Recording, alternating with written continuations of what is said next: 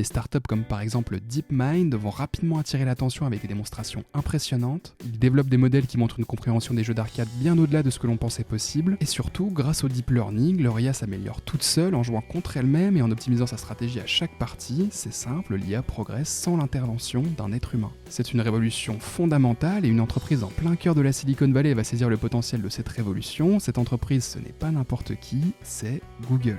Dès 2014, Google rachète DeepMind pour 400 millions de dollars et intègre la startup à Google Brain, l'énorme laboratoire de recherche en intelligence artificielle de la firme américaine. Google ne va pas s'arrêter en si bon chemin. Ils vont également réussir à mettre la main sur l'équipe de Geoffrey Hinton, rappelez-vous le parrain de l'intelligence artificielle dans les années 80. Et dans son équipe, il y a un élément très particulier, clé dans notre histoire, il s'appelle Ilya Sutskever. Pendant ses études à l'université de Toronto, où il a fait la rencontre de Geoffrey Hinton qui était son prof, il a développé AlexNet, un programme informatique qui utilise une fois de plus le deep learning et qui lui va permettre de reconnaître des objets dans des images. Reconnaissance faciale, voiture autonome, filtre chien sur Snapchat, vous avez du AlexNet tous les jours entre vos mains.